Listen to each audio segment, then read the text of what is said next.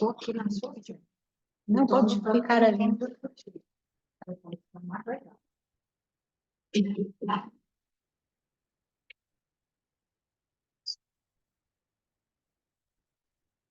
Vocês estão vendo aqui, né? Estão vendo? Sim, Tá bom. tá projetado. Tá bom. Bom, gente, é a primeira experiência minha em falar com o público através desse tipo de ferramenta, tá? Então, vamos ver se eu gosto, se eu gostar, vou adotá-la. Lá, lá, lá, lá, lá, lá. Bom, eu sou a Maria de Lourdes, sou médica, sou infectologista, trabalho atualmente na Gerência Geral da Assistência do Instituto Cardiologia e Transplantes, e também sou infectologista lá na CCH do HB. Eu já trabalhei no hospital de base, eu era da secretaria, aposentei em 2020, e agora voltei com o IGES. Vamos lá. Primeiro, gente, agradecer muito, é uma honra para mim estar aqui. Eu fiz um percurso aí e agora estou aqui a nível da rede pública, né, e da rede filantrópica. Isso para mim tem sido uma honra. Aprendo muito, venho aprendendo muito. Eu acho que a gente tem que aprender até morrer mesmo, né? Tem que querer aprender, porque é muita coisa para a gente renovar conhecimento, né? O conhecimento ele se renova a todo tempo. Eu quero falar um pouco dessa figura aqui no inicial, que a responsabilidade global pela saúde do paciente são de todos os profissionais, independente, todos no mesmo pareamento.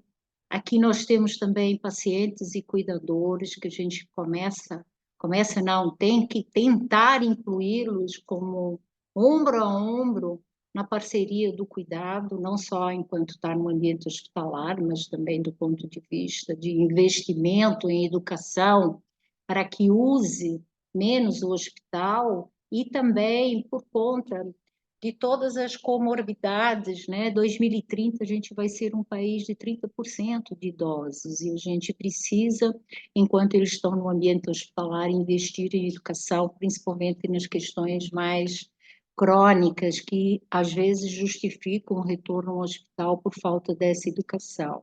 Tá?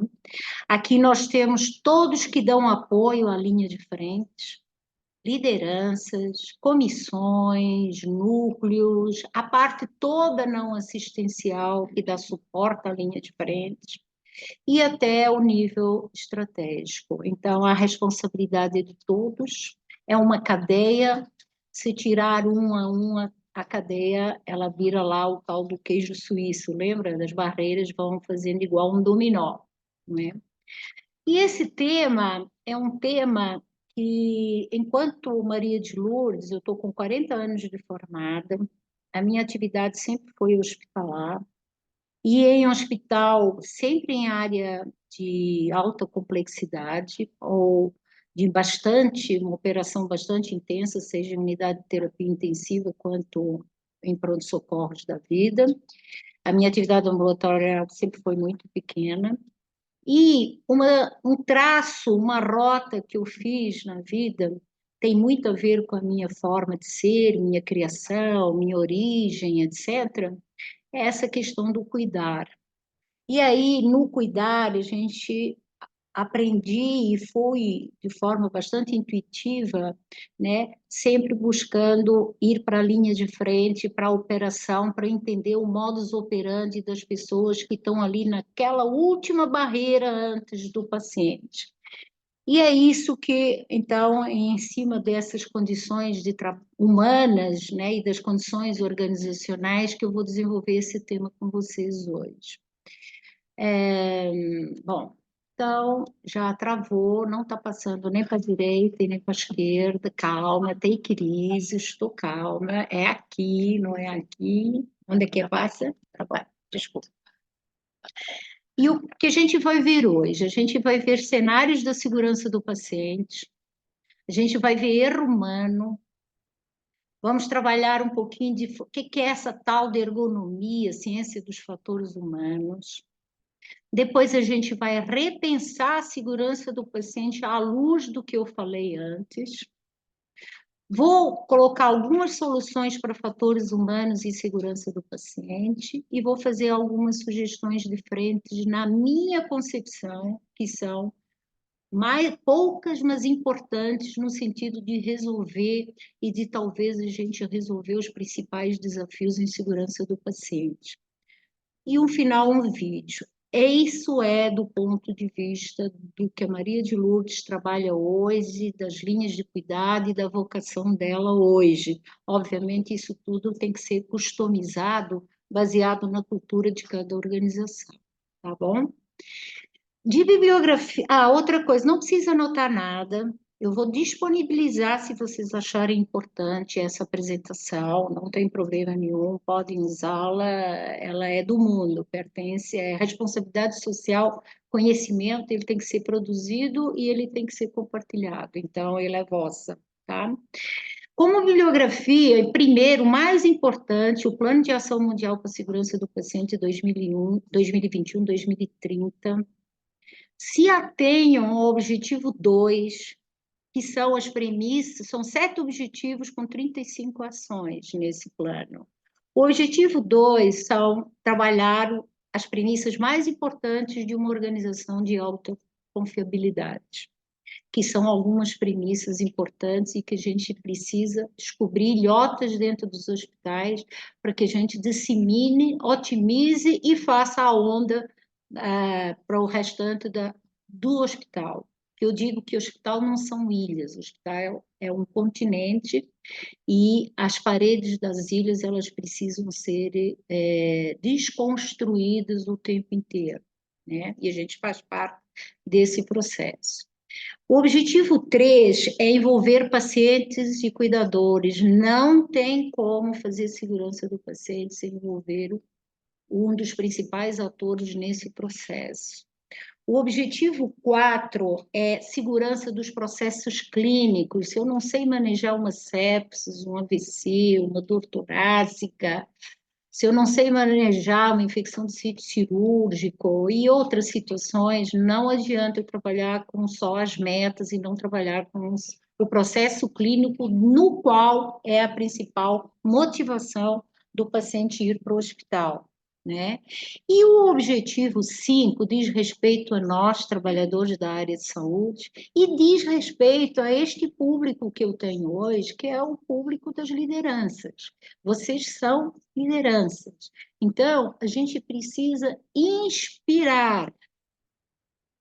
O que é inspirar? Eu preciso chegar enquanto controladora de infecção, ou chegar enquanto núcleo de segurança, enquanto escritório da qualidade, e as pessoas gostarem. Eu preciso iluminar o ambiente no qual eu vou tentar interagir e construir algo. Então, eu preciso inspirar, eu preciso ter brilho no olhar, eu preciso encantar para que a gente consiga atingir os nossos objetivos, porque eu preciso trabalhar junto, eu preciso dar liga, eu preciso colocar a segurança do paciente no centro da mesa e preciso que todos estejam ali pareados com o foco principal, que é o paciente no centro do cuidado. Para isso, eu preciso inspirar, eu preciso cuidar, eu preciso capacitar, e para isso é o sentido principal do objetivo 5, que tem lá uma série de ações, inclusive a ação de se criar, junto aos departamentos de ensino, junto à liderança, um espaço em que a gente cria aprendizado em segurança do paciente, que esse espaço ele tem que estar com uma metodologia não tradicional de ensinar segurança do paciente. E aí, quando eu coloco aqui a segurança do paciente, gente, eu estou colocando aí o controle de infecção como um dos pilares da segurança do paciente, tá? Em segundo lugar, já emendando com essa capacitação, vem o Guia Curricular de Segurança do Paciente. É um documento que já está em português, tem uma série de ferramentas, coloca os pilares e ensina, e dá ferramentas para vocês ensinarem segurança do paciente, inclusive na questão dos fatores humanos, tá? Então, isso, olha só, 2016 está disponível aí. E a gente tem um grande flanco mesmo na graduação dos profissionais, tanto na parte de segurança quanto na parte de controle de infecção. Depois tem uma websérie, sem querer fazer propaganda, mas fazendo propaganda, do IBSP, que é baseado nesse primeiro artigo do New England Journal of Medicine, do Bates, que é Repensando a Segurança do Paciente. Baseado nesse artigo, ele foi lançado em 2023, em que são entrevistados 15 grandes sêniores da qualidade do paciente, o presidente do IHI, o Don Berwick, de instituição acreditadora, em que são feitas uma série de considerações. Gente, são 10, 12 minutos, mas fantástica essa websérie, vale a pena utilizar. E o editorial desse jornal é com o Don Berwick, que é um presidente hoje emérito do IHI, né, e que todo mundo conhece aí, literatura e artigos produzidos. Depois tem da Espanha e do Brasil, tá? Então, agora que eu vou começar essa apresentação, até lá foi só introdutória, tá? Então, vamos aos cenários da segurança do paciente. Então, em 1999, o primeiro um relatório que coloca a questão do erário humano, 44 mil a 98 mil óbitos, com 4% dos internados com eventos adversos. Pensem que a gente está lá na época da onde que tirava informação, de processo judicial, etc., né? Depois, em 2023, nós temos aí um trend temporal bastante importante, aumentou muito, fizemos muita coisa de lá para cá, tecnologia avançou muito, políticas de notificação, sistema automatizado, uma série de triggers aí para você pescar em prontuário notificações de eventos, mas estamos com 251 mil mortes nos Estados Unidos, 24% dos internados, ou seja, um a cada quatro, apresentam um ou dois eventos, ou mais eventos, sejam leves, moderados ou graves. Então, complicada essa situação, no mínimo desconfortável, né? Incômoda. Espanha, baseado em admissões, eles coletaram admissões em 34 hospitais, 12% em pacientes internados, um a cada 10 pacientes com evento adverso. E no Brasil, um a cada três em hospitais acadêmicos, né, de ensino. Em São Paulo, um a cada três pacientes. Bom, será que é isso mesmo? Será que é muito mais do que isso? Será que é confortável, aí pensando já no repensando a segurança do paciente, dizer que notificação reflete a segurança do paciente? Aquele que tem muito, aquele que tem todas as ferramentas, que tem um núcleo de segurança e de controle de infecção desenvolvido, será que é isso? Não sei. Mas a nossa sensação é que a segurança dos hospitais, ela não vem melhorando. Essa é a sensação que a gente tem quando a gente puxa para cima, não o nosso lado de liderança, mas o nosso lado de familiar que precisa de um hospital, que acompanha algum familiar e que vai para o outro lado dessa história e a gente sente o tanto de gaps e o tanto de não conformidades que ocorrem enquanto paciente, enquanto familiar de paciente, quando a gente vai para o outro lado. Bom, 2024, os eventos adversos são a terceira causa de morte. Isso está tudo lá naquele artigo que eu passei para vocês, mas é público, está nos documentos da OMS, etc. Em primeiro lugar, as doenças cardíacas, em segundo lugar, câncer, e em terceiro lugar, os eventos adversos como sendo a terceira causa de morte. Aí, nós temos os erros diagnósticos, representando aí essa quantidade de óbitos, que significa 1 a 2 aviões por dia caindo. 1 a 2 aviões caindo por dia.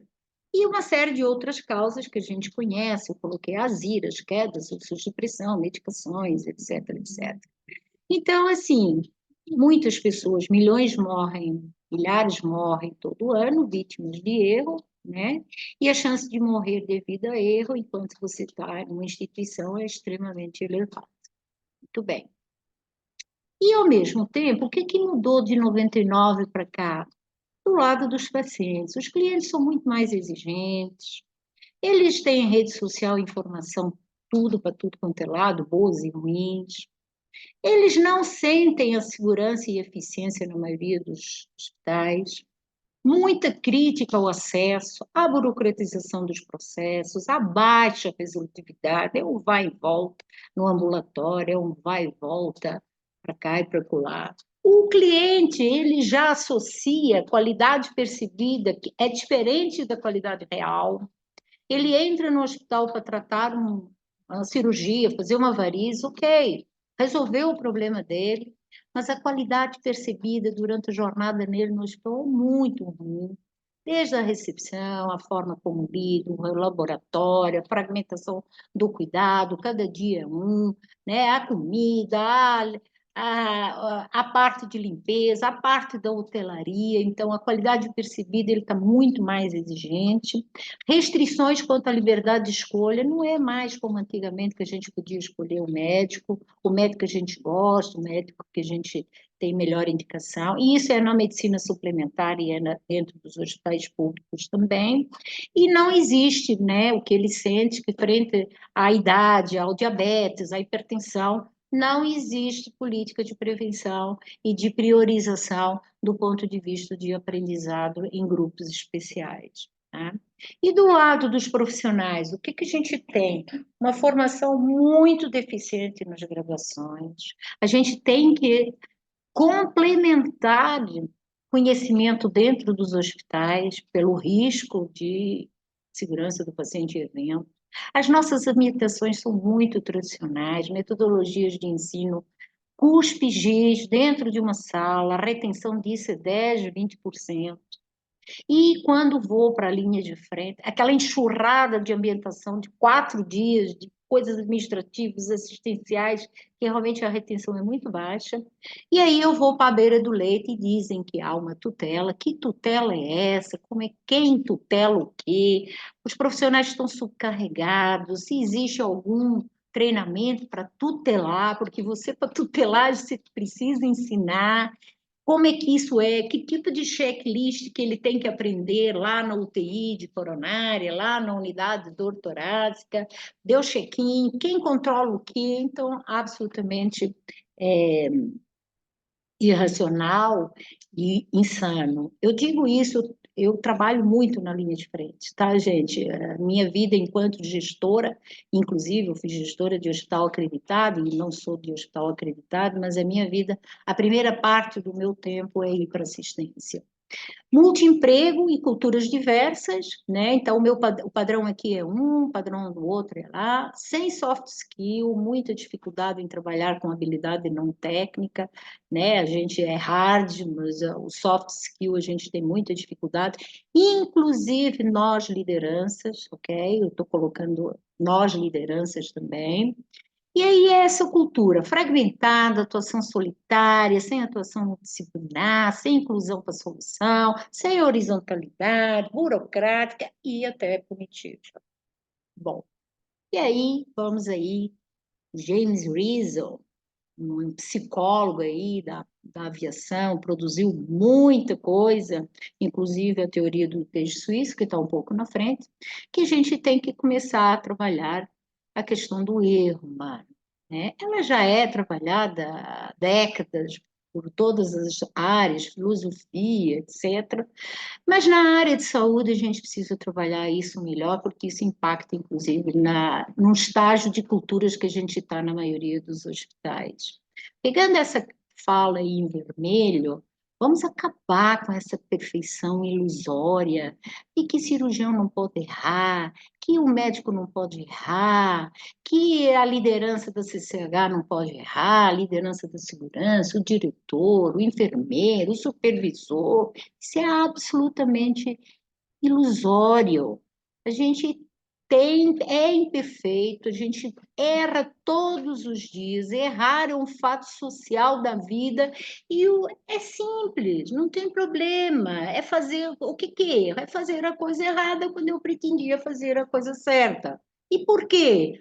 Ah, eu planejei errado, a ação foi até boa, mas a minha intenção foi ruim, então não dá o resultado que eu queria. Ou então o inverso, eu fiz um plano de ação super bonito, mas ações para atingir os objetivos do meu plano de ação foram mal realizados, resultado baixa, morreu na praia, fiz muita coisa ao mesmo tempo. Não tem problema, não tem problema, faz parte da vida e que bom, porque a gente também aprendeu e tem que ensinar isso para os nossos filhos, etc., e essa geração mais jovem, que errar é a oportunidade de aprender. E a gente tem que colocar isso no nosso dia a dia, enquanto lideranças de controle de infecção e de segurança do paciente e qualidade, estratégico. O estratégico também, para mudar a sua cultura, a etapa da sua cultura, menos patológica, etc., ele também precisa entender que errar é humano, né? Eu erro. Ontem eu falei, contei no IC, eu deixei no final de semana um celular dentro de uma geladeira, 2 horas, não achava. Por quê? Porque é pequeno, porque quando abre, eu peguei um tanto de taparoé, tive que transportar o taparoé, tive que apoiar, eu não achei, né? E milhões de coisas acontecem o tempo inteiro que a gente erra, né? E estou aí agora atenta, nunca mais vou andar com o celular na hora de abrir a geladeira, né? Porque não pode, né? Então, os erros, eles têm que ser vistos como consequência e em vez de causas. E eles não têm origem na perversidade humana. Gente, a gente não acorda para errar. Eu não acordo para trocar uma medicação, eu não acordo para não fazer um bundle de prevenção, eu não, de inserção de catéter, eu não acordo para provocar uma queda, uma lesão de pressão, etc, etc, né? São fatores sistêmicos que provocam. Mas vamos lá. E aí, a partir dessa concepção do erro, gente, vocês vão lá para a filosofia, muita coisa aí sobre o erro e a persistência do conceito de que errar é perverso. Tem muita coisa aí para ser trabalhada que eu não vou conseguir trabalhar com adultos, mas preciso trazer essa cultura dentro da instituição para que a gente tenha transparência de colocar os nossos riscos sem achar que eu estou alguém apontando que errou, tem que, né, ser penalizado, tem que ser advertido. Obviamente, gente, quando eu falo de erro aqui, eu não estou falando de improbidade administrativa, né? Comportamento de risco ou realmente uma violação intencional, tá? Eu estou falando de erro, e erro do dia a dia, né? E aí, com a publicação desse relatório, desse livro belíssimo, em 1999, tem 25 anos, todo mundo aí comemorando os 20, os 25, né, da publicação do Errar Humano, em que é cenário, né, que construindo um sistema um sistema de saúde seguro, né, a gente é o grande marco a despeito de que o Código Hammurabi, 1200 antes de Cristo, já dizia que a gente não pode prejudicar ninguém. Mas foi o grande marco da segurança do paciente, né? Que o errar é humano, que os erros podem ser evitados projetando-se sistemas que tornem difícil para as pessoas fazerem a coisa errada e fácil para as pessoas fazerem a coisa certa. E muito do que foi produzido foi a partir de profissionais que utilizaram a aviação. A aviação hoje trabalha desde 1980 com fatores humanos, na medida que inicialmente eram as questões técnicas que provocavam a maioria dos acidentes, e depois começaram a ver que passaram a ser, foram consertando, investindo em tecnologia, e aí passaram a ser, é até hoje, o fator humano que leva a maioria dos acidentes. Obviamente, num percentual muito mais baixo que eles têm de acidentes, né, hoje. E aí tem esses 5 insights, então o sistema de saúde tem uma vulnerabilidade intrínseca, porque é altamente complexo e são pessoas cuidando de pessoas. ênfase numa cultura de segurança que promova comportamentos, tecnologia, conhecimento, transparência, etc, etc. Que os erros não são inevitáveis, porque até então, vocês lembram, eu sou da época, acho que a Fabi também, a despeito dela ser um pouco mais jovem do que eu, mas a gente é da época que dizia que internar em hospital só a gente conseguia evitar 30% se a gente implantasse o tal do serviço de controle de infecção, né? 30%, não, 30% era inevitável. A gente não acho que a Isabela também é da minha geração. Não, é mais nova do que eu, né? Com a Isabela. E aí era essa a concepção. Os pacientes iam entrar para o hospital e iam adquirir infecção, e tudo bem, não tinham o que fazer, era inevitável. A gente, quer dizer, eu estou viva aqui e vivi isso bastante tempo, né? O envolvimento ativo dos profissionais, né? Porque são eles que são os principais executores, e o impacto do erro como uma oportunidade de aprendizado contínuo, né? Então, esses foram as 5 insights importantes aí do errar é humano. Bom, e aí? Ai, travou de novo. Assistência, please.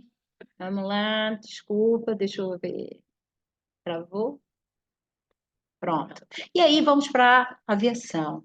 Gente, vocês lembram desse filme, né? Se não viram, vejam. Aqui é o fator humano puro, né? O milagre do Hudson, esse avião que teve que por entupimento né, nas asas de pássaro, que tinha que parar, e aí se discute por que o piloto e o copiloto optaram por ir para um rio e não irem para o aeroporto que estava pertinho, né?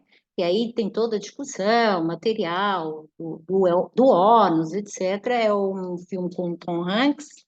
Vejam esse filme. Mas o que eu quero trazer para vocês, que a maioria dos eventos hoje, dos grandes acidentes, né, com mais impactantes, o de Tenerife, etc., tem muito, todos eles são relacionados a grandes fatores humanos e a condições, né? Mas investiram muito e a gente tem que aprender com eles, a gente traz muita aviação, né, como um ambiente de alta complexidade, mas deu certo, porque hoje 638 mortes por ano, por 1,9 mortes, ou seja, dá 1,9 mortes por 100 milhões de milhas aéreas, né? Mas ainda são por erros humanos ou condições humanas, né? Trabalha com isso desde 1980, então vocês vejam aí a quantidade de décadas, e a própria aviação levantou 300 condições que podem favorecer os erros, e eu vou falar das mais importantes, e depois eu vou falar na segurança do paciente, duas que eu acho que também são as mais importantes e casam com a campanha da OMS, tá? Isso são informações da Associação de Aviação Civil, né?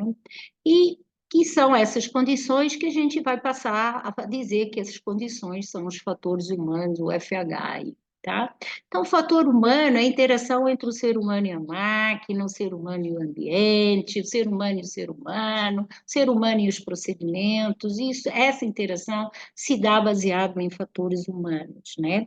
E coloca também, a gente sempre tem que ter como premissa que o elemento humano é a parte mais flexível e mais valiosa, é o ativo principal dentro de uma organização, principalmente a gente está falando das organizações de saúde, mas também é a mais vulnerável. Vulnerável. Vamos parar com essa perfeição ilusória aí, tá? Em condições individuais difíceis de gerenciar e de mudar. Pensa que a gente está lidando com gente adulta, que tem uma trajetória, tem uma performance, tem uma base religiosa, tem uma criação familiar, tem a sua cultura, etc., os seus hábitos, as suas preferências. Então, é a mais valiosa, é ela que a gente tem que estar junto, mas também é a mais vulnerável e a mais difícil de mudar. Então, de novo, a falha humana representa a maior ameaça que falha técnica.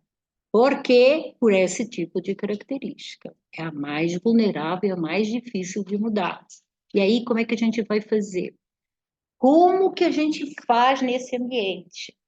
Em que eu tenho numa assistência em 24 horas mais de 600 processos envolvidos num processo assistencial numa unidade de terapia intensiva dentro de um hospital de alta complexidade, né? Uma UTI é alta complexidade. Como é que eu garanto esses processos andarem fluidos? 24 horas por dia, pensa à noite, 7 dias por semana, pensa o sábado e o domingo, a quantidade de eventos, de isso, de aquilo, neste ambiente de altíssima complexidade, com essa questão dos fatores humanos e das condições organizacionais que vão trabalhar levando em conta esses fatores humanos. E aí, quais fatores humanos favorecem erros? Vocês já devem ter vivido isso todos os dias, hoje mesmo, vocês já podem relatar uns 10 aqui. Pouca experiência, falta de conhecimento, equipamentos ruins, tarefa complexa, sono, privação de sono, 24 horas sem dormir, você fica um alcoólatra com uma taxa de álcool no sangue maior do que você tomar 4 cervejas de 350 ml. Tem estudos em 1 hora. Você fica irritado, você fica com reflexo rebaixado, resiliência baixa, pouca atenção, distraído, etc. Para a gente, nossa, aquele profissional trabalha em 4 lugares, que heroísmo, isso é um absurdo. Na aviação, jamais isso é permitido, né? Falta de confiança, problemas familiares, distância de poder. Eu não posso trabalhar pareado com o médico, com o cirurgião X, Y, Z, com o coordenador da principal linha de cuidado. Ele é inatingível. Como, gente, a gente vai trabalhar com a principal, não consegue trabalhar junto com a liderança que estabelece as diretrizes da principal linha de cuidado? Não tem, não vou andar nada, nada vai evoluir.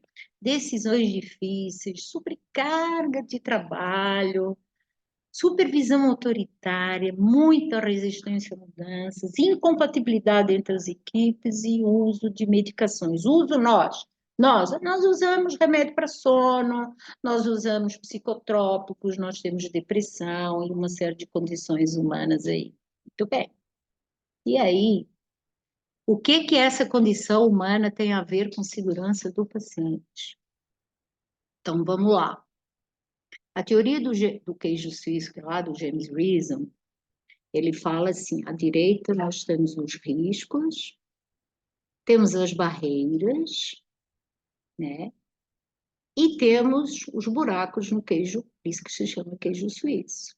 Temos uma série de falhas latentes, que às vezes a gente pode considerá-las também como sendo os fatores humanos, que, como eu tenho processos bem desenhados em cada fatia, às vezes essa falha é latente e não leva ao dano, que é a ponta da seta.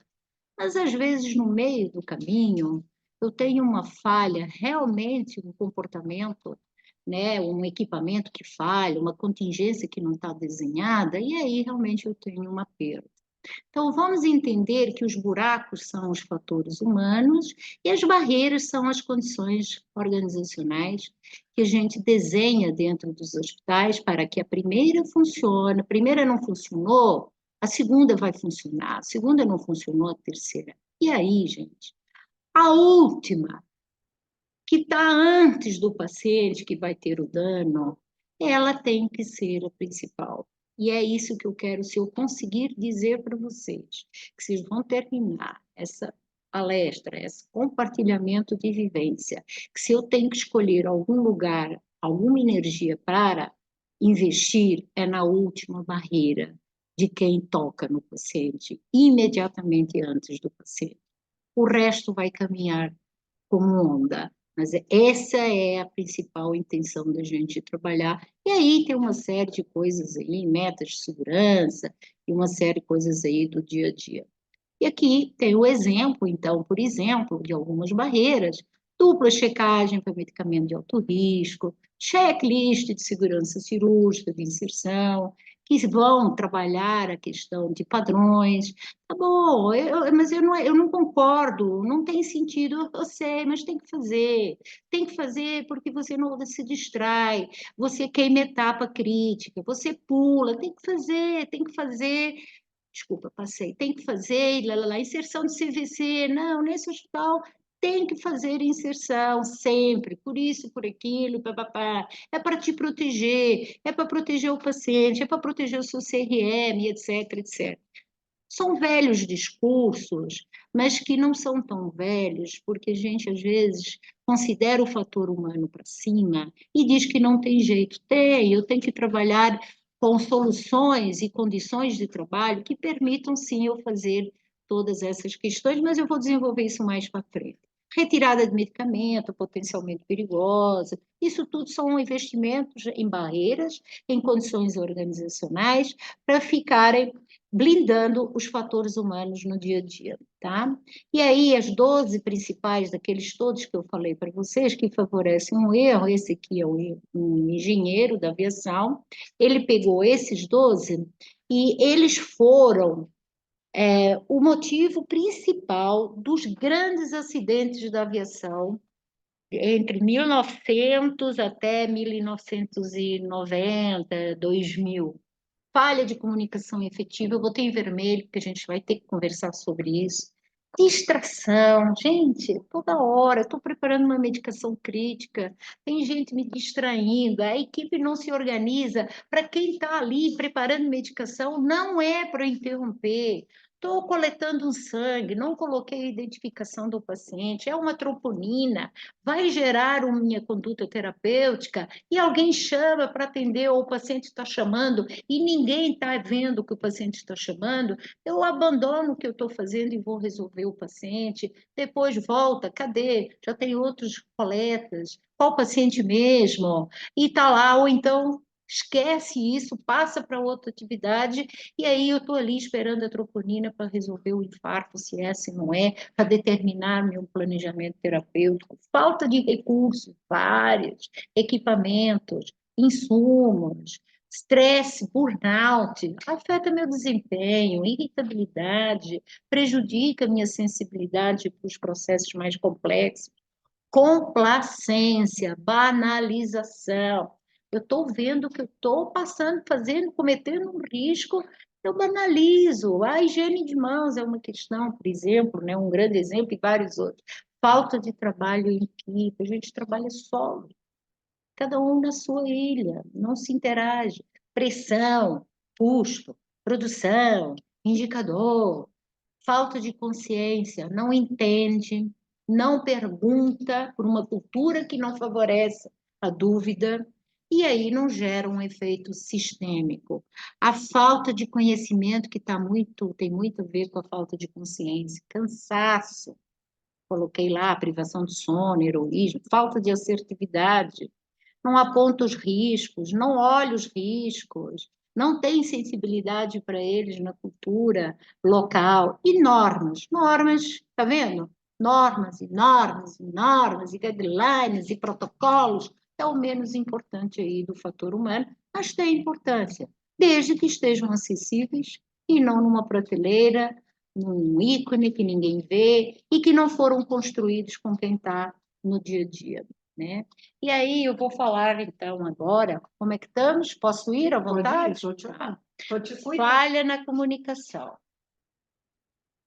Gente, a gente não é treinado a depender da característica individual para se comunicar. Para se comunicar, a gente precisa de ter habilidade.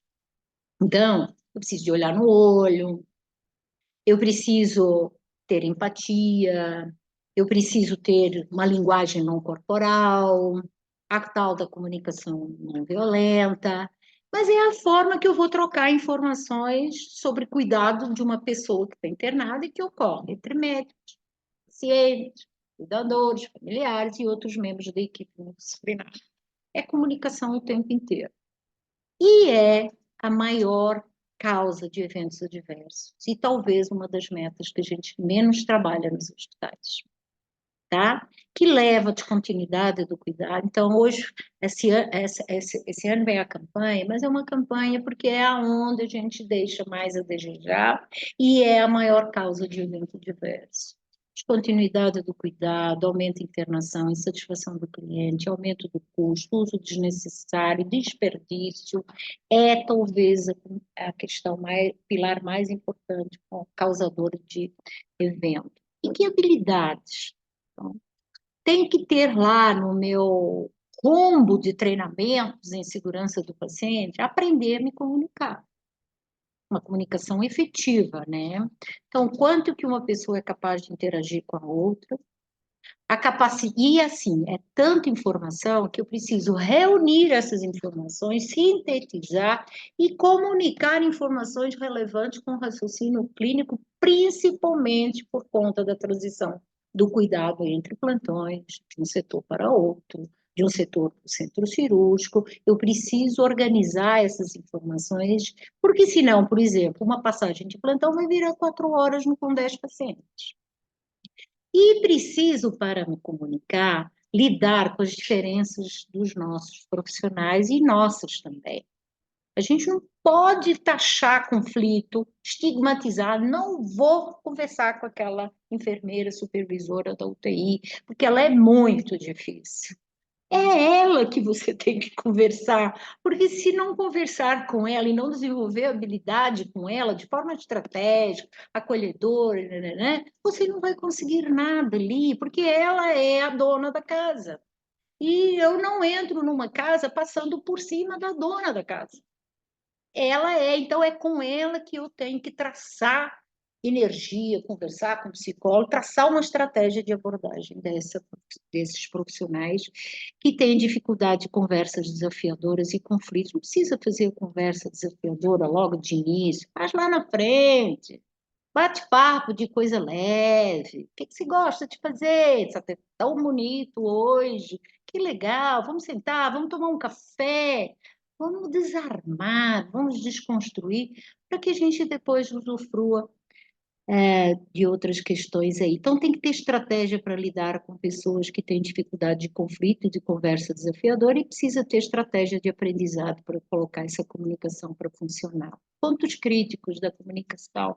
A gente não registra em prontuário as coisas que a gente faz, muita coisa é verbal, isso é um problema, judicialização, perda de informação, mudança de informação.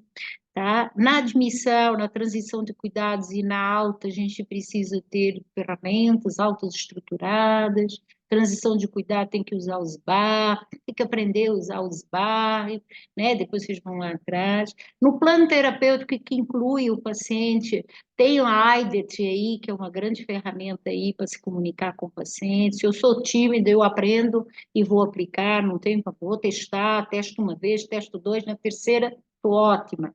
Fazer o teachback, ensinar o cliente, o paciente, e depois perguntar se ele aprendeu mesmo. A maioria dos nossos pacientes são idosos, têm também questões cognitivas, tais quanto nós temos problemas cognitivos.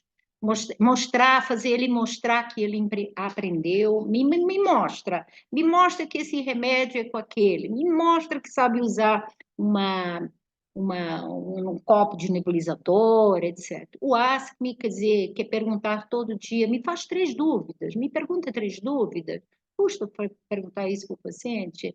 Me dá as suas 3 dúvidas hoje, não tem, me dá, o cuidador, me dá as suas 3 dúvidas, tem dúvida o tempo inteiro, tem que estimular. O resultado dos exames críticos, eu tenho que fazer o readback, comunicou que tem um potássio, uma plaqueta, me fala mesmo quanto é que é, eu te falei quanto? Eu falei 40 mil, não, eu falei 4 mil plaquetas, é uma diferença enorme isso, né? Então, várias ferramentas aí. E segundo, a falta de trabalho em equipe. Gente, eu já dei essa apresentação há muito tempo atrás, no auditório do HMIB. Quantos anos, Fabi? Uns 20 anos aí. Né? Eu sempre fui uma grande defensora da última barreira do queijo suíço, e a última barreira é a linha de frente. Quem é a linha de frente é quem toca no paciente, quem é o verdadeiro executor. É a barriga no tanque. É o médico, é o enfermeiro, é o médico, é o técnico de enfermagem, é o físio, e agora entrando a farmácia clínica cada vez mais, e a nutrição. O que vem depois, a odonto agora está entrando mais, a fono, etc., aí já vem uma segunda linha. E quem conduz a linha de frente, gente, são os rotineiros. Não é o chefe do UTI, é o rotineiro, é o supervisor, é o rotineiro, é o supervisor, não é o chefe do UTI. Então, vocês precisam interagir com o supervisor da linha de frente. É o que pega as diretrizes e reproduz no dia a dia, tanto do dia quanto da noite. E quais são as atribuições das lideranças? Eu volto lá para o quinto objetivo lá do plano da OMS. Inspirar. Não é expirar e inspirar. Pode até meditar de vez em quando, que às vezes a gente precisa inspirar e expirar. Mas inspirar, educar, capacitar e, principalmente, proteger os colaboradores para que contribuam para a segurança do paciente. Isso tem que estar no DNA. Para isso, eu preciso inspirar a essa proteção dos colaboradores e na promoção da segurança do paciente. Esse livro aí é bem legal. Livro tranquilo de ler, rápido, fácil, que coloca os desafios das equipes. Eu não vou passar, porque eu acho que eu já estou atrasada, eles vieram aqui conversar comigo, mas não me falaram. Mas é isso, tá? Já falei várias coisas aqui. E aqui, ó, eu adoro esse aqui, eu trabalho em equipe, depende de coleguismo.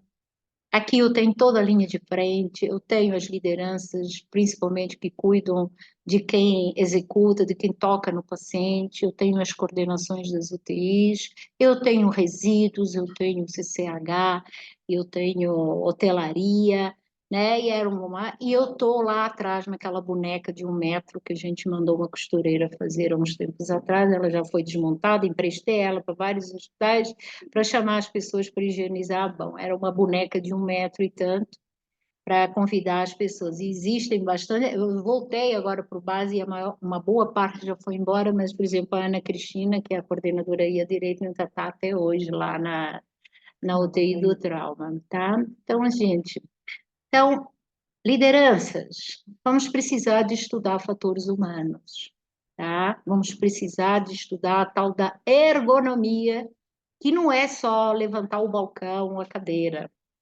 é estudar a interação entre a tecnologia e os seres humanos, e para isso a gente precisa sentar e observar a operação e ver o que a gente pode ajudar, agregar, ouvir as soluções da linha de frente para criar condições de trabalho melhores, para que o fator humano que distrai, que subcarrega, que não se comunica, que não tem consciência, etc., etc., tenha processos que tornem difícil ele errar e fácil ele acertar.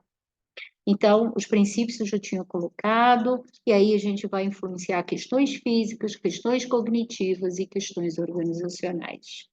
E o cognitivo é aqueles fatores humanos e aquelas condições que a gente falou lá, tá?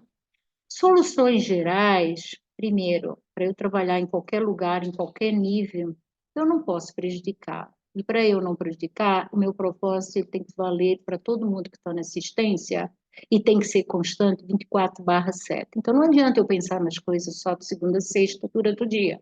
Eu tenho que pensar nas outras 100 horas da semana. Que eu invisto e faço tudo, influencio, em segunda a sexta, 60 horas. E a noite e o final de semana. Então, a gente tem que pensar do ponto de vista. Tá. Então, soluções para evitar confiar na memória, diminuir dependência de vigilância, etc. Então, na tecnologia, as tais das luvas sem talco para as pessoas irem para o álcool, ou colocar um suporte de álcool na ponta da cama e não na cabeceira que ninguém tem acesso, monitores que conversam com o prontuário e me facilitam muito e diminuem trabalho, um ultrassom que permita eu passar um cateter central, as bombas de infusão com bibliotecas de medicamentos que me dão já a dose, a diluição, o cálculo, isso tudo são soluções que a gente não precisa ter o fator humano aí intervindo e com essa variabilidade. Normas, checklist, senso de equipe, comunicação, que eu já te falei um pouco, e a inclusão de pacientes e familiares como parceiros. Agora eu vou passar mais rápido, porque já estou na etapa final, e eu acho que falta mais da metade. Calma que eu vou falar rápido. Então, na questão de repensar a segurança do paciente, este é o presidente do IHI, e ele fala o seguinte, gente, vamos parar com a abordagem retroativa. Quando a gente vai casar, a gente não fica olhando para o divórcio que passou. Quando a gente está olhando para a estrada para ver o buraco que eu acabei de passar no retrovisor, eu não estou olhando o buraco para frente. Então, se eu tenho que escolher, eu tenho que escolher numa organização de alta complexidade, em que o paciente representa o risco, eu tenho que ter consciência desse risco o tempo inteiro e tentar mitigar o tempo inteiro. Então, a consciência situacional em tempo real, eu tenho que ter os pacientes de risco, quem está com droga vasoativa, quem está deteriorando, quem está com problema social, cadê o parecer que não veio? Eu tenho que ter a listagem do paciente watch, de manhã, de tarde e de noite, em todos os setores. Não se esqueçam de fazer também o safety em centro cirúrgico. Eu tenho que ter score de gravidade para determinar a rota, se o Mills é tal, o Mills é tal, ele vai para lá, ele vai para o UTI, só chama o plantonista, não chama, e o round, com consciência proativa, em tempo real, 24 horas por dia. Os pacientes e familiares eu já falei, os dados proativos eu já falei, redes de aprendizagem. Gente, tem muito aprendizado na ponta que a gente não contamina, a gente não coloca onda, coloca no desktop. O que aprendemos hoje na UTI do trauma? Aprendemos que fazer esse processo melhora isso, melhora aquilo. Vamos fazer no hospital, em todos os postos, que eu colocar um colete não me incomode na hora de preparar uma medicação e fecha a porta, cria uma metragem de que ninguém chega perto desse profissional, diminui os erros de medicação. E aí ter uma cultura, não de tampar buracos só, gente, uma cultura de que eu faça uma melhoria que realmente no futuro que eu restaure o processo e não apenas tampo o buraco. Tá? Com relação ao Beric, que é o editorial que ele publicou, eu falo que o grande problema, o que o movimento de segurança, na melhor das hipóteses, estagnou no mundo inteiro, tá? Não pioramos, mas também não estamos melhorando, que precisamos dessa constância de propósito para melhorar a segurança, e ele levanta algumas questões que vale a pena se ver. Notificação não representa a segurança do paciente, o número de notificações, que tudo, mesmo que seja justificado, tem oportunidade de melhoria, tudo tem oportunidade de melhoria, que nós precisamos gastar a mesma atenção com quase falha e incidente com dano. A gente pega os eventos de alta gravidade, gasta uma energia, faz isso, faz aquilo, e a base do pirâmide é quase falha, o risco do microprocesso continua lá, latente, até que ele vai lá e vira a ponta da pirâmide. E que os nossos pautas estratégicas precisam voltar a ter filtro de segurança, tanto na rede pública quanto na privada. Hoje, todas as pautas estratégicas, com várias de tecnologia, inteligência artificial e outras, não colocam filtro de segurança e a gente está absolutamente lá, fazendo e contando notificação, classificando notificação, mandando e-mail para todo mundo e não estamos resolvendo e dando volta no próprio rabo, que eu digo, enxugando, literalmente enxugando gelo. Trabalhar, então, primeiro, trabalhar com a base da pirâmide, tá? A gente tem uma experiência já no segundo hospital de criar o comitê de risco clínico e não clínico, como um comitê tão importante quanto um comitê de óbitos, em que o clínico tem todos esses, o CRC, todas essas pessoas envolvidas com assistência, e o não clínico envolvidos com a parte administrativa, engenharia, manutenção, gerentes de pessoas, etc., suprimento. Aqui a gente faz uma reunião trimestral, mas eu quero que volte a ser mensal, amanhã eu tenho uma, das três principais causas de risco clínico, das três principais causas de risco não clínico, trabalha com Pareto e trabalha com prioridade e destaque, e aí você vai vendo as mudanças de posição à medida que você vai trabalhando direitinho, né? As ocorrências não clínicas, checklists para etapa crítica, não tem jeito, cirurgia segura, passagem de catéter, limpeza concorrente e terminal, aqui, ó, tem que convencer as lideranças, tem que aplicar, começa num lugar onde tem mais pessoas proativas e depois vai ganhando para as outras, porque aí você vai mostrando o resultado disso. Protocolos tem que ter padronização. Como é que eu trato sepsis? Como é que eu trato doutorado AVC? Lembra lá no objetivo? Tratar e ter protocolo para processo clínico. Enfrentamento da resistência, gente. Roundzinho, todo dia eu tenho que participar do round. 5 minutos do início do round. Gente, eu sou da CCH, eu vou falar de você, com você de higiene de mão. Votação. O que é melhor? Álcool ou sabão? Fala do álcool, da vantagem do álcool. Vamos lá. Guaxizinho e vendinha. Vamos lá, fecha aqui, 30 segundos, higieniza. Você não higienizou essa parte, você não higienizou aquela. E pro momento 1 e momento 5. Fazer isso alternado com outras coisas, 5 minutinhos, não altera o round, não subcarrega, e no próximo round você vai colocar uma pessoa que gosta de compartilhar da equipe para fazer. Hoje você que vai puxar, está incluindo. Faça, sim. Tem várias outras soluções que eu não vou pular. Um checklist pessoal, pelo amor de Deus, eu estou doente, I'm safe. Eu vou trabalhar, vai começar o meu trabalho hoje. Eu estou usando medicação, estou estressado, uso álcool, bebi álcool, tomei uma garrafa de vinho ontem, estou cansada, estou triste, preocupada. Eu tenho que ir pegar o carro, pegar o ônibus, meditar, tentar já mudar essa estação e ter consciência de que eu vou para um ambiente de alta complexidade e que, portanto, o paciente não tem nada a ver e eu preciso ter as minhas ferramentas para suportar isso até que fique no limite, aí a gente toma outras opções. E aí, gente, essa figurinha aqui, que está com um aventalzinho, Dr. Marcos Vores, do hospital que eu trabalhava antes, teve uma experiência, teve um trauma, teve uma experiência em que a qualidade real foi excelente, e a qualidade percebida dele foi tão excelente que ele resolveu, durante um tempo, já não é mais isso, querer fazer o que a avó dele faz, que sou eu. Esse é o meu primeiro neto, teve uma experiência no hospital, e quis virar médico e diretor de um hospital, mandei fazer o avental, visitava esse hospital, virou mascotinho. Hoje não, ele não tem nada a ver com isso mais, quer fazer outras coisas, ele está com 8 anos.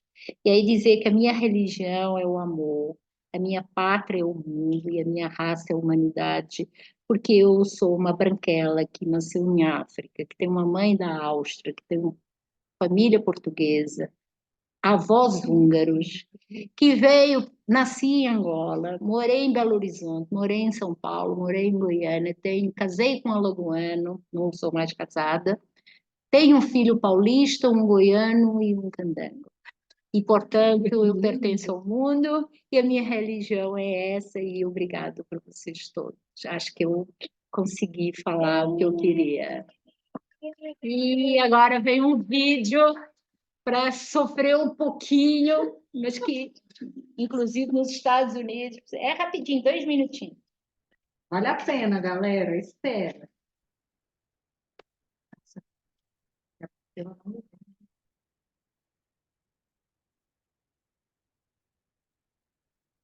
Eu sei de nova, Viu? Arrasou. uma Mas hora. aqui ainda não estão vendo, gente? What my husband and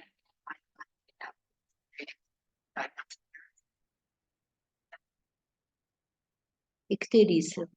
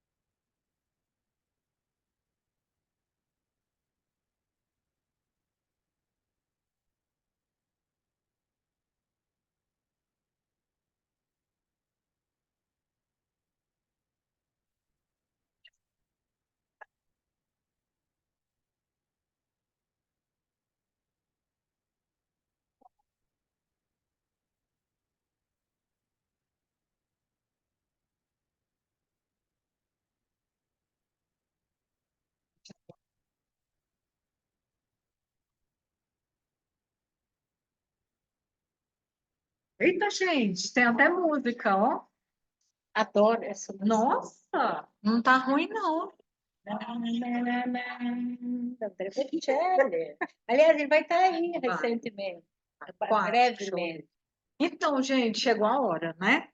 Da gente abrir as nossas câmeras e dividir, né? Não sei se dividir experiências. A semana passada nós estivemos com o doutor. Aliás, são 2 semanas de emoção para mim, né?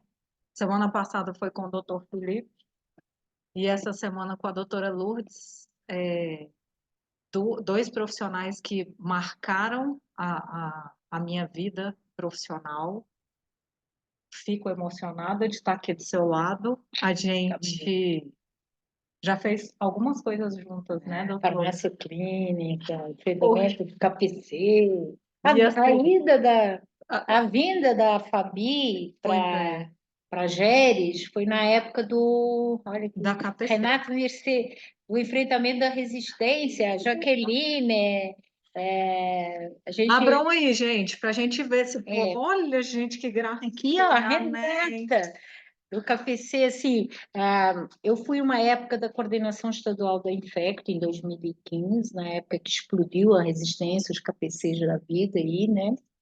E na época a gente teve que construir um plano de ação para as UTIs do GDF, a gente conseguiu sentar com todas as UTIs, fez um plano de ação. Uma das coisas que tinha era o pilar da farmácia clínica obrigatória, hoje a gente tem farmácia clínica em toda a rede pública, só no máximo 22 farmacêuticos. Eu não consigo isso, não consegui isso na rede privada. E uma das ações também foi de trabalhar a vinda da Fabiana para a gestão de risco, né? Então, foi uma época que a gente produziu muito em cima de um problema epidemiológico. Isso é muita oportunidade. Covid, a gente aprendeu muito. Pegar essas doenças emergentes, um surto, pegar isso ganha um destaque, e aí você vai trabalhar isso e catalisar a informação e trabalhar. Depois tem que dar constância, né? Mas assim, é muito bom pegar questões emergentes, surto de infecção primária, de corrente sanguínea, uma experiência que eu tenho tido muito, por exemplo, visita técnica, eu voltei lá para o IG. Eu vou lá e faço a visita técnica e convido as lideranças locais, visita estrutural, nananana, com a enfermeira do controle. Aí a gente visita, usa um roteiro, tá? Preenche o roteiro, aí chama as lideranças para sair da toquinha, sentar na mesa. Hoje a gente vai discutir os resultados da visita. Até lá eu já coloquei, olha, foram avaliados tantos itens conformes, tantos não conformes, e todos. Comparo com a visita anterior, e agora a gente vai fazer um exercício. Nós vamos trabalhar prioridades para 2024. 4 ou 5 prioridades que realmente impactam na segurança do paciente e nos resultados. Obviamente, eu já chamei não só as lideranças locais, mas eu já chamei a hotelaria para a reunião, já chamei a engenharia, já chamei a qualidade, eu chamo a qualidade sempre, e a gente vai alinhar. Aí a gente alinha, aí eu produzo um SEI, em que eu digo que houve a visita, segue em anexo, que tantas conformidades parcial e não conformidade, e seguem abaixo os destaques tangíveis, não adianta botar coisa inatingível, que foram alinhados entre tais setores para serem realizados em 2024. Ok, de vez em quando eu vou lá visitar, isso foi no primeiro semestre, segundo semestre a gente faz a repescagem. Excelente, porque eu tenho que trabalhar os 4 tangíveis que estão na minha possibilidade. Ah, tem que fazer a reforma de centro cirúrgico. Gente, isso é tangível? Não é tangível. Mas eu tenho que tirar o material das culturas dentro do expurgo. Entendeu? Então, e é isso que a gente está fazendo em todas as áreas. Olha, gente, as experiências. Quando a gente vai fazer o alinhamento, as pessoas já trazem resolutividade de não conformidade apontada. E aí se recebe e começa a colocar o controle de infecção para fazer liga. para dar liga, para trabalhar com. Elos de ligação, né? É E os elos, né, doutora, de isso. ligação, elementos de ligação, Uma coisa que eu que acho muito acaba sendo nosso braço. Uma coisa muito importante é a gente responsabilizar as pessoas, né? As áreas que são responsáveis por isso. Porque antigamente a gente jogava na mão do chefe, né? Virava. Do chefe de enfermagem e falava, se vira aí, colega. E não é assim, né? Quando a gente junta as pessoas que são corresponsáveis, né? O chefe da manutenção, para o pessoal mais chique, é a engenharia clínica, né? O pessoal da lavanderia, CME, ou seja, a gente responsabiliza, né? O papel de cada um ali tem que ser, né, assumido e as ações são tangíveis, né? Deixa Então, eu, deixa eu é te tudo que a roubar gente a quer. fala dela. Eu sou mãezona aqui, tá, gente? Calma, mãezona. Não tem esse negócio de responsabilizar adulto, não, gente. É. Começa a trabalhar, a tirar essas palavras do discurso. Na verdade, o que que você acha, colega? O que que você acha? O que que você acha? E aí você vai embutindo ponderações. Mas será que a gente trabalhar a unidade de higiene de mãos não traria mais impacto no resultado da sua infecção do sítio cirúrgico, que é um problema na cirurgia de alta complexidade? Então é repor o álcool, é trazer o PPA, é arrumar o sensor da torneira. Aí você começa a enriquecer a tomada de decisão. Enriquecer a tomada de decisão. Estratégias, né, gente? Você Estratégias. constrói a argumentação junto, torna donos da. Então, você está dizendo que tem que ser unidade de higiene de mão? Então, tá bom. Vou botar aqui. Primeiro destaque para 2024.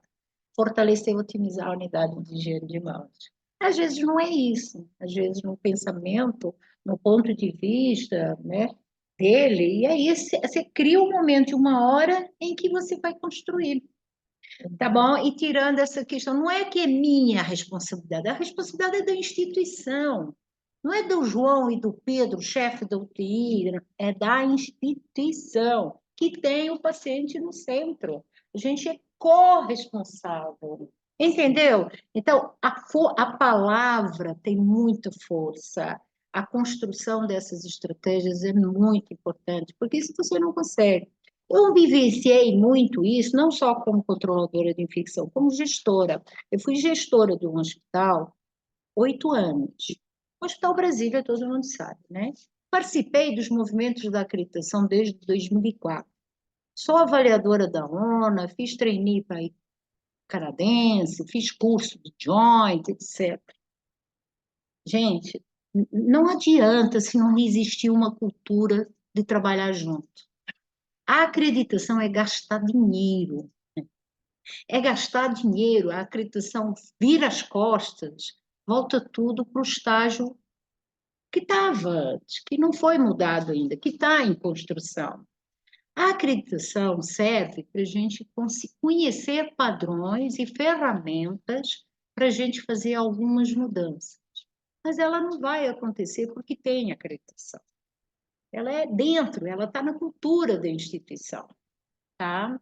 Então, assim, e aí isso há uma variação enorme. Então, para o hospital público tem sido uma grande experiência, porque uma coisa é eu trabalhar num lugar que tem tecnologia, equipamento, o ar-condicionado, blá, blá, blá, blá, blá, o processo não acontece. Como também um lugar que não tem nada disso, mas tem pessoas que querem se engajar e querem promover isso, precisam ser valorizados e que você ajuda a construir. Ó, eu estou aqui à tua disposição. Ó, o meu telefone é este. Aí a gente cria um grupo de melhoria para o centro cirúrgico, né? O grupo de melhoria para não sei o quê, da diálise, o grupo de melhoria. Grupo de melhoria. E tá lá, estão fazendo as reuniões, gente. Olha, publicou não sei o quê. Olha, você vai nutrindo e vai criando elos, tá? Eu acho que é o grande show e tornar as coisas um pouco menos pesadas, aflitas, angustiantes, estressantes, como, por exemplo, você receber a CCH para fazer uma visita técnica. Você chega, tá lá todo mundo, tudo armado. Não, gente, vamos desfazer esse circo aqui. Vamos tomar um café aqui. E aí, como é que você tá? Me conta da sua família, você mora onde? Taraná. Aí você vai construindo os relacionamentos, porque a barra é pesada para todo mundo, inclusive para nós lideranças também, tá? A mochila é bem grande e pesada.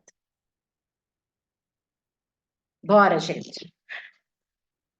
Vamos, gente, Sou não assim, só eu falo, vamos lá. sou empolgada. Enquanto Sou a doutora empolgada. Lourdes estava falando, Olha, eu quase não anotei nada, entendeu? Se disponível. vocês não falarem, eu vou falar, bora. Estou disponível para roda de conversa, estou disponível para gente para ir aqui e acolá. Adorei essa Olha aqui o tanto de tecnologia gente, aqui, ó. doutora, eu ia te Adorei mostrar, essa tem tecnologia. 70 aqui, ó, junto com Bati a gente, 70 recorde. pessoas, linda Bati demais, recorde. aconteceu. Ó, me emocionei. Gente, Oh, me emocionei, ó, que ó, bonitinho. a aula pode ir para vocês. Eu sempre compartilhei, compartilho. Estudei muito, li muito, estou profundamente assim imerso, porque isso é uma oportunidade, inclusive, para mim. Eu tenho 64 anos de desenvolvimento enquanto pessoa, enquanto família, enquanto melhoria, né?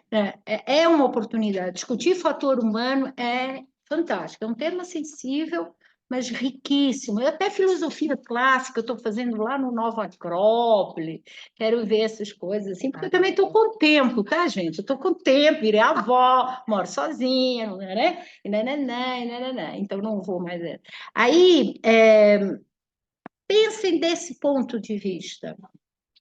Ser humano é o elemento mais, é o ativo mais importante, mas ele é vulnerável e vocês não pretendem mudar.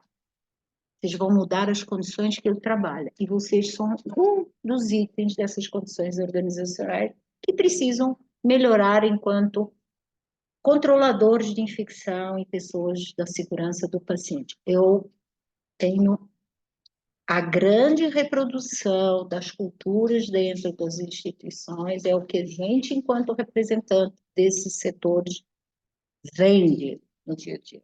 É, uma coisa que a doutora Lourdes falou, Sempre. que eu acho assim essencial, uma palavra essencial para o controlador de infecção e para quem trabalha com segurança do paciente, é inspiração. Tem que Que inspirar. aonde você está, você precisa inspirar as pessoas, né?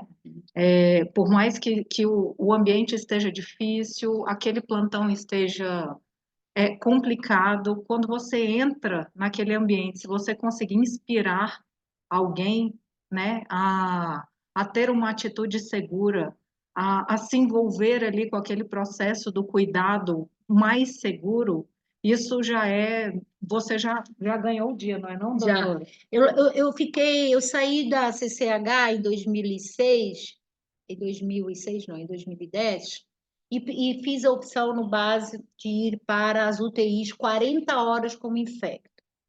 E muito por questão da resistência bacteriana ali, mas também porque eu tinha uma ansiedade muito grande para entender por que as pessoas não higienizam a mão, como é que é esse mindset, como é que é essa operação, como é que eles se organizam.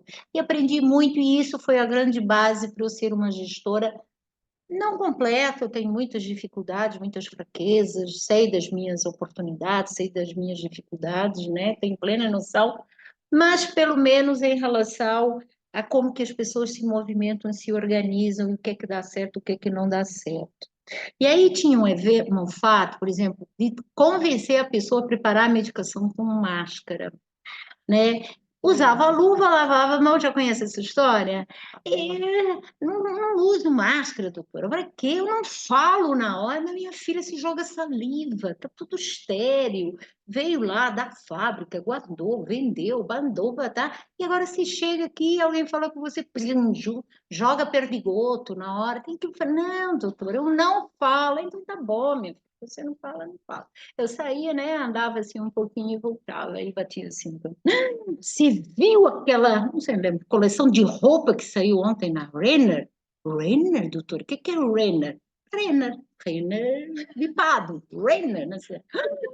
Eu não vi. Tá vendo como você falou, menina? Tá vendo quando essa gente se distrai? Você acabou de jogar um tanto de perdigoto. Usa máscara. E contava isso para todo mundo. Então, a gente tem que ser criativo, a gente tem que ser alegre, a gente tem que promover leveza, porque a maior parte do dia a gente está acordado trabalhando em hospital. E é uma missão feroz, gente. É insano trabalhar em hospital. É insano, é insano. Então, a gente tem que agregar e levar em consideração essas coisinhas aí, tá? Eu acho que tirar essa máscara também. Você é culpado, você está fazendo errado. Não é assim. Eu cheguei aqui, tem tudo isso está não conforme. Olha, enquanto eu estava aqui nessa visita, eu vi isso, eu vi isso, eu vi isso. Ou seja, Isso você chega mata. lá como controlador de Mata, infecção, mata. só falando daquilo que você viu errado, não consegue em nenhum momento elogiar. Poxa, fulano, que massa! Na hora que você foi fazer aquela medicação, eu te vi higienizando a mão. Isso que é o Poxa, o positivo, paciente né? agradece. Então, assim, que a É gente positivo. pare com isso, de só apontar erro, de só falar das atitudes que o profissional poderia ter tido de melhores, né? Que a gente possa enxergar um ato simples, que é higienizar as mãos, né?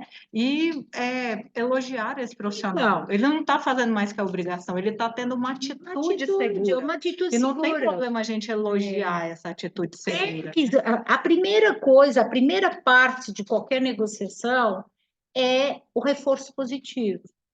Gente, olha, parabéns pelo heroísmo de vocês de trabalharem nessas condições, com essa porcaria de álcool, com essa saboneteira de álcool que está lá atrás de não sei quantas bombas de infusão, que bate a cabeça, que ventilador, e nananana. Parabéns, concordo que vocês não têm como usar álcool, porque a luva é com talco, e na hora que tira a luva fica tudo empapado.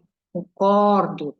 Estamos batalhando para que isso mude, porque não é mais para usar luva com talco, mas a Anvisa não tem a força da lei, lá, lá, lá, lá. Mas, gente, até lá, o paciente está aqui na minha frente. O que nós podemos fazer para mudar um pouco e melhorar essa? E aí, deixa falar da solução. Não tenha a pretensão de levar uma solução. A solução, você vai fazer ponderação da ação. Mas a ação, a solução é de quem está lá na linha de frente. E aí, uma rodinha de conversa. Senta aqui comigo, vamos tomar um café ali?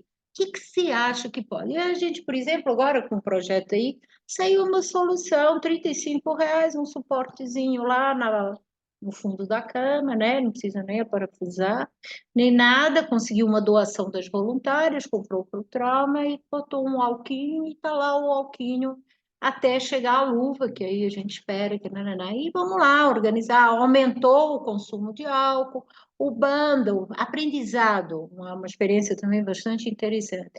Colocar as estações, os bundles dentro da área de trabalho, fazer lá numa salinha, nem que seja na antessala, no saguão do elevador.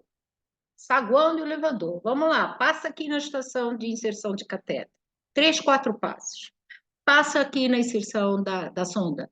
Passa aqui, já aproveita, já chama a vigilância para fazer a atualização do cartão de vacina. Estou promovendo o autocuidado. Que bom, legal essa iniciativa.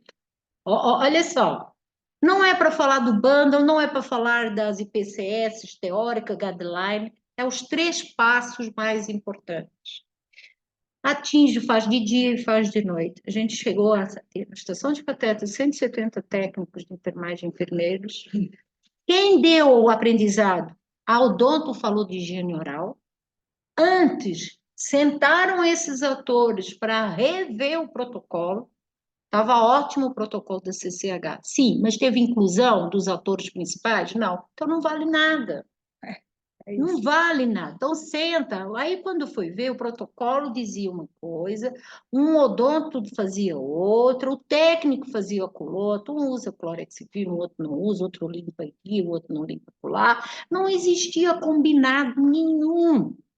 E aí fez o combinado, montou o protocolo, divulgou para os multiplicadores do saber, que é o que a gente chama, e foi montar a estação. Gente, eles montaram uma higiene de mãos com papelão. uma pia de higiene de mãos. 3 estações, rapidinho, para cada catéter, depois a gente fez num outro momento, e mais de 100 pessoas, praticamente 80% da UTI participou da estação de cada procedimento invasivo.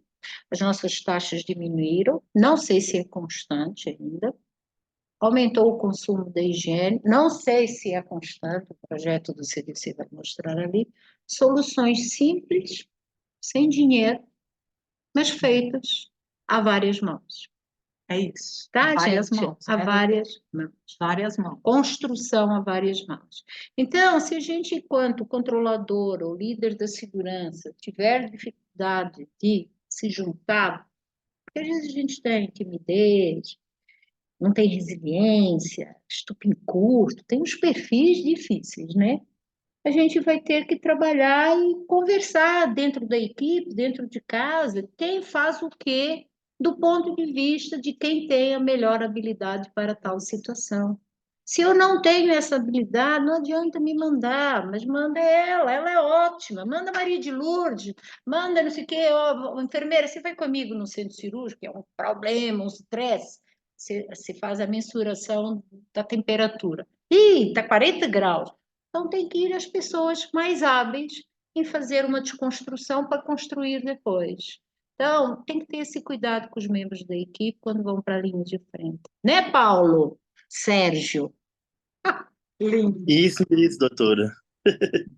Olha, gente, eu achei tão bonitinho o que vocês escreveram. Eu estava até Deixa eu pedindo ver. a Rafa, doutor, tá tudo no seu WhatsApp. As meninas printaram e te mandaram, porque eu acho que Bom, pronto, são ganhei o mensagens dia. que valem a pena Ganhei ser o dia. guardadas. Que bom. Você inspirou muitas pessoas aqui, foi muito legal de ler.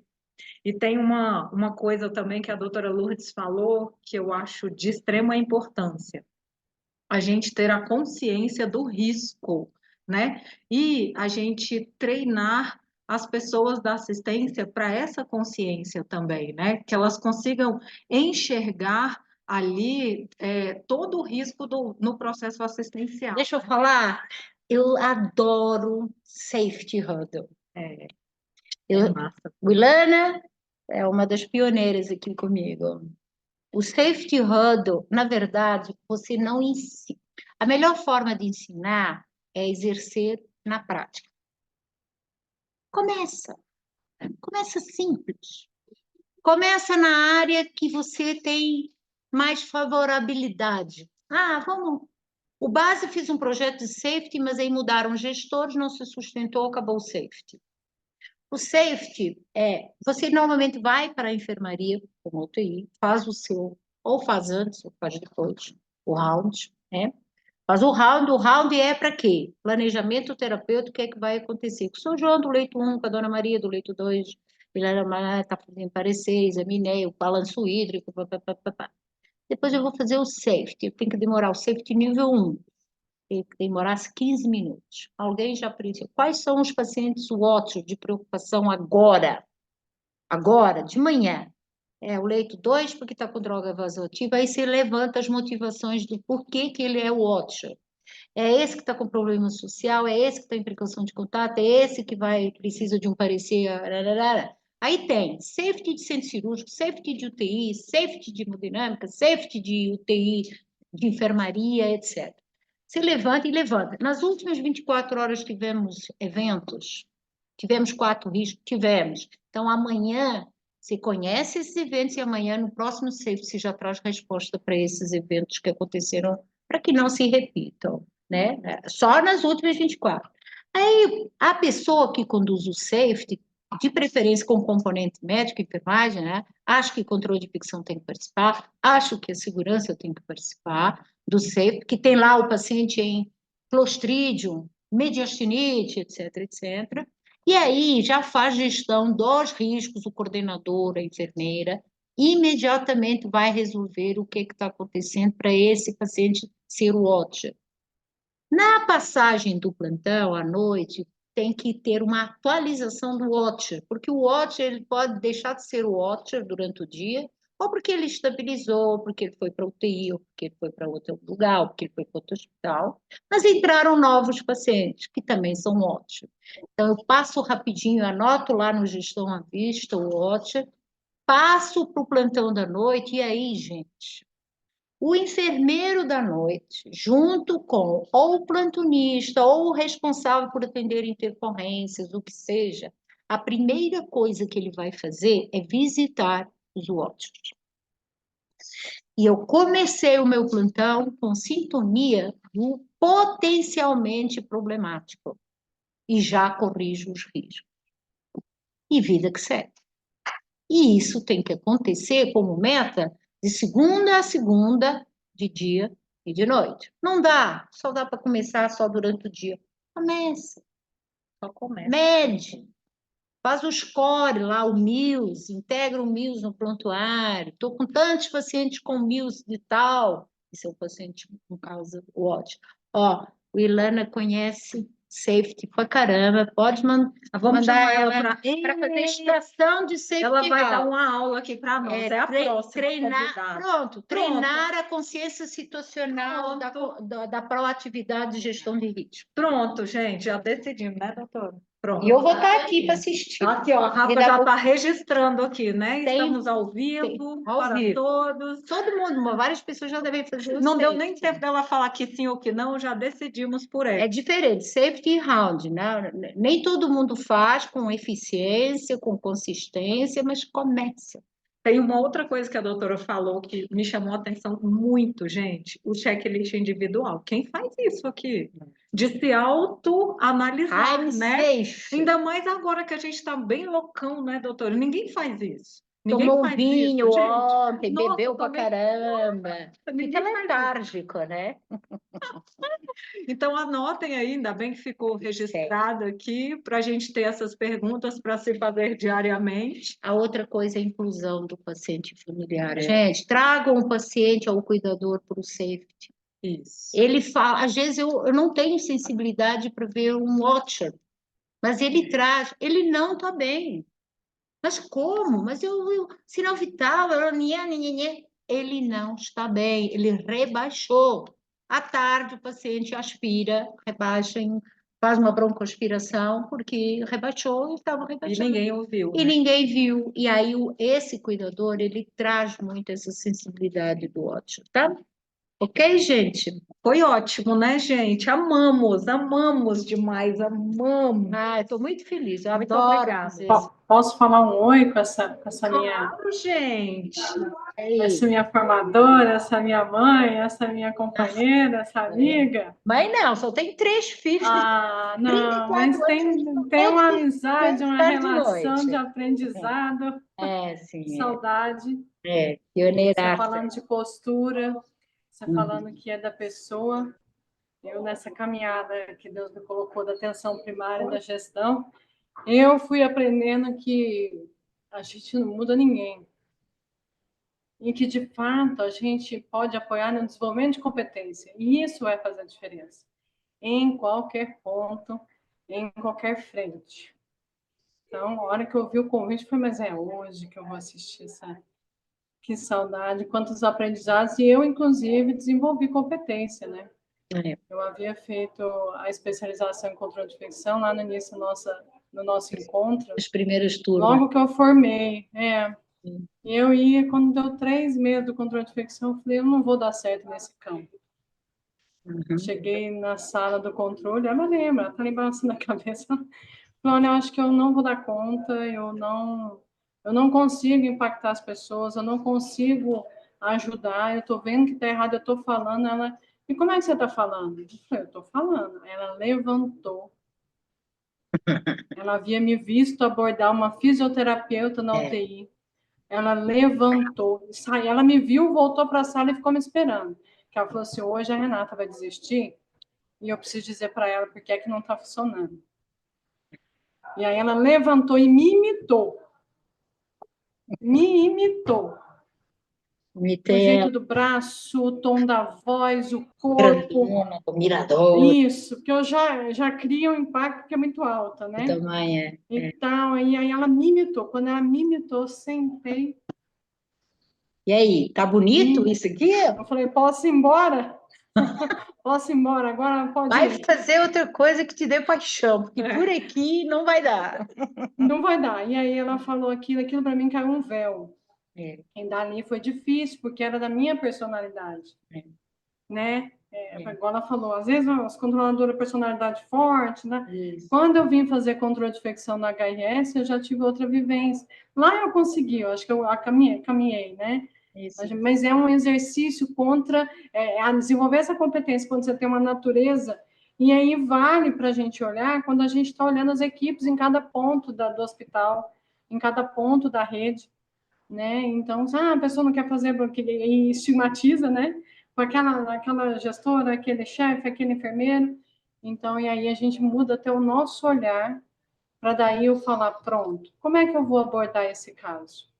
E aí, se Porque a gente não olhar emprestado o olhar da outra pessoa e ir para trás desse olhar e entender o que pode estar acontecendo com essa pessoa. E aí vem o sentimento de solidariedade que você tem que ter, porque você convive com essas pessoas a maior parte do tempo enquanto você está acordado, que a outra metade está cuidando da família, do marido, do namorado, blá, blá, blá, e dormindo.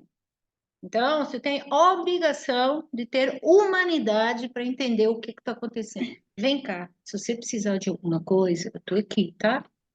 Dá espaço, deixa a pessoa respirar. E nessa hora, inclusive, a gente acha o profissional adoecido. Pessoas que chegam para mim, eu falei, não suporto, não dá para respirar o ar da pessoa. Aí, mas você não vai dizer isso. Você vai fazer um movimento de retirada, estou aqui, tá? Porque tem momentos que a gente, liderança, também não dá conta, né? Então, assim, chorar. Qual é o problema de chorar? Mas tem momentos que você não pode chorar. Tem uma farmacêutica que chegou chorando, né? Começando, Natália, posso falar, pioneira da farmácia aqui. Natália chegando, chorando, chorando. Falei, chorando por quê? Respira. Respira. Você é líder, pioneira. Respira. Bota aí, fecha o olho, bota para dentro, joga para fora. 3 respirados, menina. Até hoje eu fui no chá de bebê dela. Vai nascer o Pedrinho, batalhou pra caramba para ter um bebezinho. E tá aí. Não dá uma pioneira, uma responsabilidade muito alta, mas eu sabia que ela ia dar conta, e não dá para chorar no meio de todo mundo assistindo. Ih, é fraca, ih, sucumbiu, ih, é fresca, nem sabe o que está falando, é nova, porque tem esse dia a dia aí, né? Então você tem que preservar a liderança, você tem que sair de cena e vem aqui, vou te ajudar para preservar, porque, gente, o custo pessoal nosso, enquanto liderança, é muito alto, gente. É muito alto. Eu vivi situações na minha vida recentemente muito alto, né? Burnout, saí de uma empresa que eu trabalhei 26 anos, 8 anos de gestão, pirou. Mas hoje eu agradeço a empresa por ter feito esse movimento, que eu estou muito mais feliz de descobrir outros potenciais, estou toda formatadinha e blá, blá, blá, e blá, blá, blá. Estou aí, ó. Estou aqui, ó, com vocês aqui, ó. Ai, gente, que Pronto. coisa mais boa. Infelizmente, né? Vamos ter que terminar, mas isso aqui é pessoa para a gente estar o tempo todo ao lado, né, gente? Que ela realmente nos inspira mesmo, mesmo, mesmo, mesmo. Então, muito obrigada, Mas doutora. vocês também. Obrigada por essa Beijo, tchau. parceria. Obrigada, gente. Valeu, foi ótimo. Até a próxima, né, Willy? Beijo. Pequenininha, essa pequenininha. Tchau, obrigada. Vamos lá, Rafa. Tchau, tchau, pessoal.